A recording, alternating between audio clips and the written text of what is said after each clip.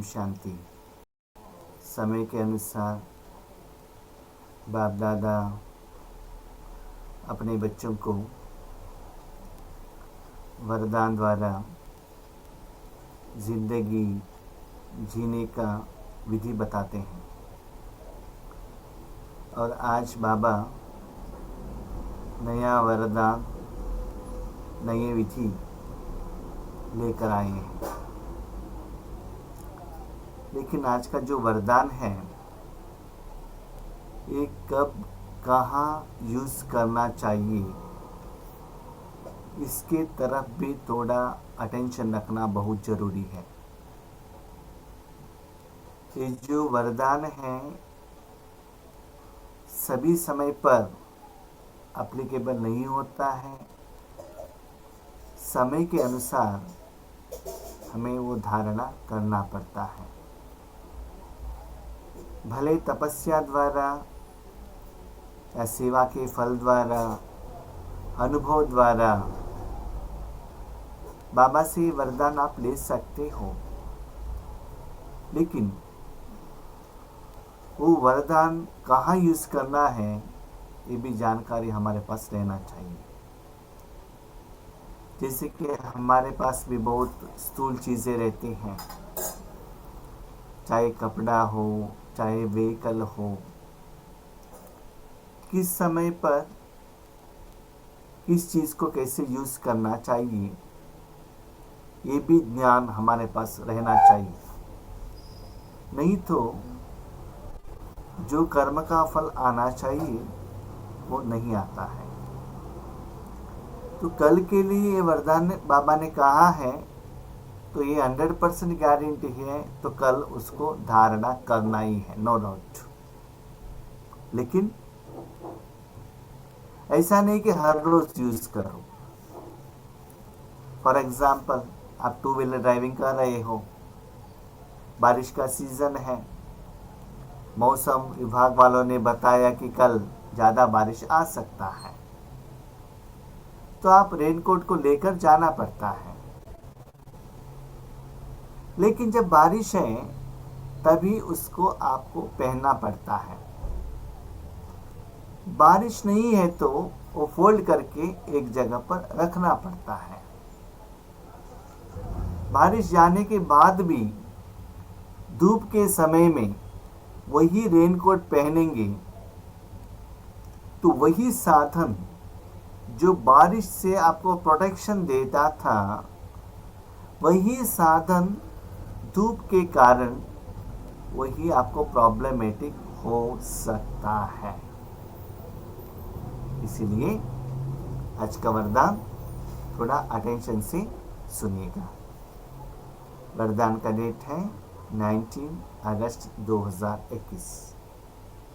आज बाबा का वरदान है अपने बच्चों के प्रति, पहले आपके पाठ द्वारा ताजदारी बनने वाले चतुर सुजान बाबा। पहले आपके पाठ द्वारा ताजदारी बनने वाले चतुर सुजान बाबा। आपके सामने कोई आत्माएं आते हैं कुछ सेवा के लिए, तो उन्हें आपको पहले चांस देना चाहिए। कभी कभी क्या होता है ना, ऐसा एक सर्कमस्टेंस सिचुएशन आता है, उनमें उतना अनुभव नहीं रहता है, तो कैपेबिलिटी भी नहीं रहता है, लेकिन अभिमान और अहंकार के कारण मुझे रिस्पेक्ट देना चाहिए इस भावना से वो आपसे भी कुछ श्रेष्ठ अपने को समझते हैं। कमेंट्स भी कर सकते हैं। तो उस समय आपको क्या करना है, उनको पहले चांस देना चाहिए। कभी कभी हमने भी ईश्वरीय सेवा में देखा है, किसी को 7 डेज कोर्स देने के लिए जाते हैं, स्पेशली इंडिपेंडेंटली, अकेले में, हम उनको जो कहना चाहते हैं उससे भी ज़्यादा वो हमसे बात करते हैं, अपना ही हिस्ट्री, अपना ही अनुभव कहने लगते हैं। तो हमें सुनना पड़ेगा, ठीक है। लेकिन आज बाबा ने कहा ताजदारी, ये वेरी इंपॉर्टेंट। बाबा हर वर्ड को एक्यूरेट जगह पर रखते हैं।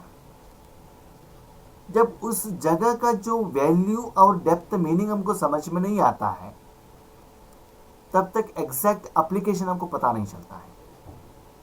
ताज माना एक है जिम्मेवारियों का ताज, जिम्मेदारी वो कर्म वही कर सकते हैं। तो आप सभी लोग यहाँ आज प्रोग्राम में मिले हैं, तो क्लास कितना लोग कर सकते हैं, योग कितना लोग कर सकते हैं, ब्रह्मा भोजन कितना लोग कर सकते हैं, ड्राइविंग कितना लोग कर सकते हैं, कितना लोग गाना गा सकते हैं। तो सभी लोग सभी काम तो नहीं कर सकते हैं ना।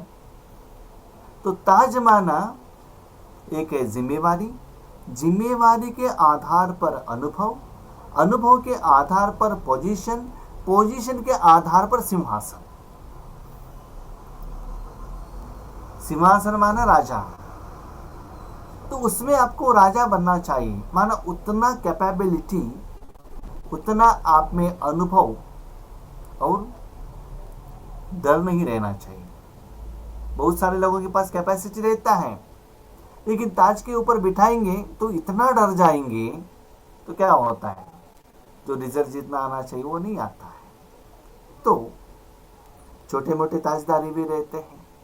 उसके लिए एक प्रैक्टिकल एग्जाम्पल है महाभारत में, क्योंकि जो भी बाबा वरदान कहते हैं ना, उसमें एक सीक्रेट समाया हुआ रहता है।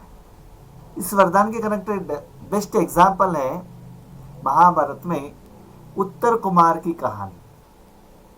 आप में से कितना लोगों को उत्तर कुमार का कहानी मालूम है, जरा हाथ उठाइए।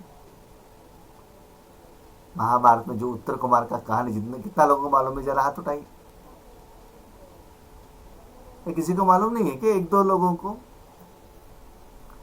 शायद ज्यादा लोगों को तेलुगु वाले होंगे, मैं क्या बता रहा हूं उनको समझ में नहीं आया होगा। ठीक है, ओके।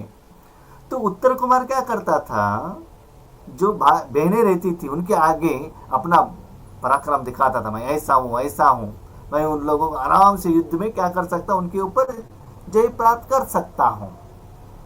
उसके बाजू में अर्जुन था, ऐसा था बृहन्नला के रूप में। ठीक है, तो उन्होंने क्या किया, ठीक है आप ही ठीक हो, आप ही ठीक हो करके क्या किया, जहां दुर्योधन, भीष्म, द्रोणाचार्य सभी युद्ध के लिए आ रहे थे, तो उसमें अर्जुन सारथी बने और उत्तर कुमार को योद्धा बनाया। लेकिन जब वहां उन लोगों को देखा गया, उत्तर कुमार में इतना पसीना आने लगा, तब उनको पता चला मेरा कैपेसिटी क्या है। जब उनका हकीकत, प्रैक्टिकलिटी, एक्चुअल पोजीशन पता चला, तब अर्जुन ने क्या किया, ठीक है मैं आपका प्लेस ले लेता हूं, आप मेरा प्लेस ले लो। तब तक अर्जुन ने ये नहीं कहा कि मैं कौन हूं। अर्जुन जानता था अपने कैपेसिटी के बारे में, लेकिन उन्होंने उस समय उसके बारे में उत्तर कुमार को ना, उस समय में जितना जो बहनें थी उन लोगों के बारे में कुछ भी नहीं कहा, और प्रैक्टिकली उनमें जो विशेषता अंदर में थी वो दिखाया। उसके बाद लोगों को पता चला जो ब्रह्मनला के रूप में हैं, जो डांस सिखाते हैं, वो वैसा नहीं है, उनमें और कुछ विशेषता है। तो आज भी बच्चे, आप में भी भगवान ने भरा हुआ विशेषता जरूर है, लेकिन आपके आगे आपके जिंदगी में बहुत उत्तर कुमार आ सकते हैं। लेकिन उत्तर कुमारों के आगे अपना पावर मत दिखाना, उस समय उनको ही आगे बढ़ाना। यस आप राइट हो, आप राइट हो। कभी कभी ईश्वर ज्ञान की चर्चा में आ जाते हैं, बाबा कहते हैं कभी ईश्वरी ज्ञान का डिबेट मत करो, हम ही ठीक है ऐसा उनके पास वाद मत करो। ठीक है, तो ऐसे उस सिचुएशन में उनको क्या बनाना है, राजा बनाना है। जब हकीकत उनको समझ में आ जाएगा, तब क्या हो जाएगा, वो नीचे आ जाएंगे, आपको पावर देंगे। तो मेरे ईश्वरी जिंदगी में मैंने बहुत बार देखा है, बहुत जगह पर हम पहले बार जाते हैं तो नॉर्मल रिस्पेक्ट रहता है सभी लोगों में जैसे। लेकिन जब स्टेज मिलता है, क्लास सुनते हैं, योग का अनुभव होता है, तब जो रिस्पेक्ट देने का जो भाव है ना, वो ऑटोमेटिकली चेंज हो जाता है। तो फिजिकल पोस्चर से उनमें क्या विशेषता है वो पता नहीं चलता है। तो वही बात आज बाबा कह रहे हैं, बच्चे ऐसे सिचुएशन में आपको क्या करना, पहले आप देखो बाबा इतना पावरफुल सोल है, इतना शक्ति है, फिर भी क्या कहता है, बच्चे मैं आपका ओबीडियंट सर्वेंट हूं। और बच्चे क्या कहते हैं, बाबा मैंने ये किया, मैंने वो किया, वो किया, ये किया। बाबा चुप रहता है, कुछ कहता नहीं है। लेकिन जब परिस्थिति आता है, प्रॉब्लम आता है, बाबा सॉरी आप आगे आ जाओ ना। जैसे कि छोटे बच्चे क्या कहते हैं, माँ के गोद में रहते हैं, नहीं नहीं नहीं मैं मुझे सब कुछ जानता हूँ, मैंने मुझे नीचे छोड़ दो। नीचे चला जाएगा, माँ तो पीछे पीछे रहेगी, लेकिन एक कुत्ता आ जाएगा तो क्या करेगा, वापस आकर माँ की गोद में बैठ जाएगा। इसीलिए आज वरदान में बाबा ने कहा, पहले आपके पाठ द्वारा ताजदारी बनने वाले चतुर सुजान भवा। अर्जुन उस कहानी में बहुत चतुर सुजान थे, उनको मालूम था युद्ध मुझे ही करना है, वही उनके ऊपर विजय प्राप्त कर सकते, सब कुछ उनको मालूम था। लेकिन उन्होंने कहा भी वो पोजीशन पोस्ट दिखाया नहीं। लेकिन जिस जगह पर एक्चुअल युद्ध करना था, उस समय अपना जो विशेषता को उन्होंने बाहर निकाला। तो बाबा कहते हैं, बच्चे आज भी मैं आपके अंदर में उतना शक्ति भर रहा हूं, समय के अनुसार वो विशेषता एक दिन सारी दुनिया के आगे प्रत्यक्ष हो जाएगा। आप में क्या है, मैंने क्या भरा है, मैं जानू और आप जाने, गुड़ जाने गुड़ की गोत्री जाने। जैसे बाप दादा अपने को ओबीडियंट सर्वेंट कहते हैं, सर्वेंट कहने से ताजदारी स्वतः बन जाते हैं। ऐसा नहीं कि सर्वेंट बनने से हमको सिंहासन नहीं मिलता है, नहीं। छोटा बच्चा कहने से क्या होता है, माँ का गोद मिल जाता है ना। बड़े होने से नहीं नहीं नहीं, उनको क्या चाहिए, सोफा चाहिए, चेयर चाहिए, व्हील चेयर चाहिए। छोटे बच्चों को माँ का गोद मिल जाता है। ऐसे आप बच्चे भी स्वयं नम्र चित्त बन दूसरों को श्रेष्ठ सीट दे दो। मन से हर एक आत्मा आपके आगे आते हैं ना, उनको बहुत अच्छा रिस्पेक्ट दे दो, प्यार दे दो, स्नेह दे दो। ऐसे उनको उठाओ ऊपर, उनको सीट पर बिठाएंगे तो वह उतर कर आपको स्वतः ही बिठा देगा। इसके पहले भी आपको हमने एक एग्जाम्पल बताया था स्वामीनाथन भाई जी का। जिस कॉलेज में वो गए थे, वहाँ के प्रिंसिपल ब्रह्म कुमारी से थोड़ा एंटी थे।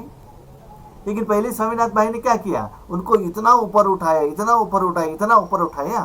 5 मिनट जो प्रोग्राम में बैठने वाले थे, सारे प्रोग्राम सुनकर उसके बाद उन्होंने ही वोट ऑफ थैंक्स दिया।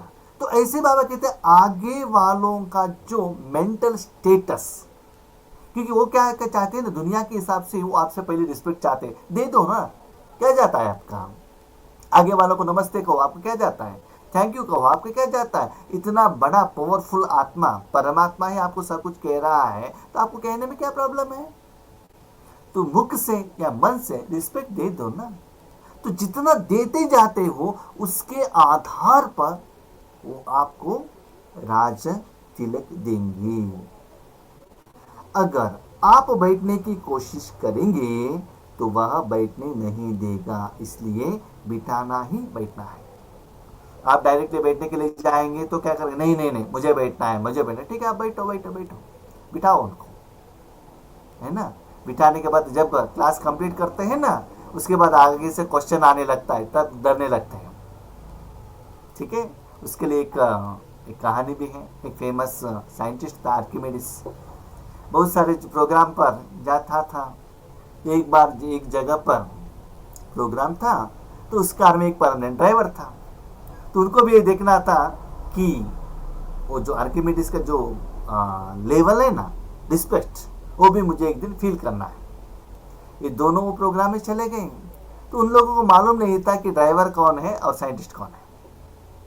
ठीक है, तो ड्राइवर ने रास्ते में अपना इच्छा बताई, तो आर्किमिडीज ने हाँ कहा। तो आर्किमिडीज ड्राइवर बनकर गए और ड्राइवर साइंटिस्ट बनकर गए। उन लोगों को मालूम नहीं था, पीछे जो बैठे थे उनको क्या किया, वेलकम किया और गिफ्ट दिया और स्टेज पर बिठाया, सब कुछ। ये लोग, ये ड्राइवर का है ना, आर्किमिडीज का ये भाषण सुन के थोड़ा सब्जेक्ट तो मालूम था। इन्होंने माइक में लेकर क्या किया, थोड़ा कुछ भाषण तो कर दिया। उसके बाद कोई क्वेश्चन है क्या, उन्होंने पूछा। तो क्वेश्चन पूछा तो इनके पास आंसर नहीं है, तो इन्होंने युक्ति रचा, ये क्या बड़ा क्वेश्चन है, इसका आंसर तो मेरा ड्राइवर भी दे सकता है, ड्राइवर आ जाओ आंसर दे दो। तो क्या हो गया, ड्राइवर ने आंसर दे दिया। लेकिन उन लोगों को मालूम था ना ड्राइवर कौन है और साइंटिस्ट कौन है। इसीलिए आपका जो विशेषता प्रत्यक्षता करने का जरूरत नहीं है, सिर्फ आप आगे वालों को रिस्पेक्ट देते चलो, उनको सिंहासन के ऊपर बिठाओ। ये पहले ट्राई करो, ये पहले लेकर मत आना मैं श्रेष्ठ हूं, मैं सीनियर हूं, मुझे ये करना है, मैं ये राइट हूं, ऐसा नहीं। जब भगवान इतना ज्ञान देकर गद्दी के ऊपर आपको बिठाता है, चेयर के ऊपर आपको बिठाता है, सम्मान आपको कराता है, लेकिन पीछे से करने वाला कौन, शिव बाबा है ना। तो वैसे ही फॉलो फादर आपको करना है, पहले आपका पाठ पक्का करो, फिर संस्कार भी सहज ही मिल जाएंगे, ताजदारी भी बन जाएंगे। यही चतुर सुजान बनने का तरीका है, इसमें मेहनत भी नहीं, प्राप्ति भी ज्यादा है। तो पहले आप उनको चांस देखें, उसके बाद वो नीचे बैठेंगे और आप आगे बैठेंगे, ऊपर बैठेंगे तो क्या होगा, उनके मन में आपके प्रति संकल्प नहीं रहता है, नहीं नहीं ये मेरे से श्रेष्ठ हैं। नहीं तो क्या होगा, आगे नीचे से मैं श्रेष्ठ हूं, मुझे चांस नहीं मिला, मुझे तो चांस मिलना चाहिए था, ये संकल्प आता ही रहता है। तो बाबा ने क्यों कहा कि समय के अनुसार ही एक वरदान अप्लाई करना है। तो हर जगह पर आप ऐसे अप्लाई करते जाएंगे, आपको सेवा का चांस ही नहीं मिलेगा। आगे वाले यूज करते जाएंगे, आप पीछे रह जाएंगे। लेकिन समय के अनुसार उनका जो मेंटल स्टेटस देखकर, जो उनका अभिमान निकालने के लिए आपको ये फॉर्मूला क्या करना चाहिए, अप्लाई करना चाहिए। तभी उसमें आपको क्या बन जाते हो, आप विजयी बन जाते हो। लेकिन इस विधि को अपनाने के लिए पुरुषार्थ क्या है, वो है स्लोगन, अंतर्मुखी एकांतवासी बनने वाली श्रेष्ठ आत्मा ही अव्यक्त स्थिति का अनुभव करते हैं। जो दूसरों को स्थान देते हैं ना, उनको स्थूल सिंहासन नहीं चाहिए, स्थूल सम्मान नहीं चाहिए, न गिफ्ट चाहिए, न कुछ किसी का अप्रिसिएशन चाहिए। तो क्या चाहिए, अंतर्मुख के अंदर से एकांतवासी बनकर श्रेष्ठ आत्मा बनते हैं। इसको प्रैक्टिकल एग्जाम्पल, अभी तक आपने महाभारत का कहानी सुनी, साइंटिस्ट का कहानी सुनी, अभी ब्रह्मा बाबा को प्रैक्टिकल लाइफ देख लीजिए। क्योंकि बाबा क्या कहते, बच्चे ज्ञान का कुछ समझ में नहीं आया तो क्या करो, फॉलो फादर।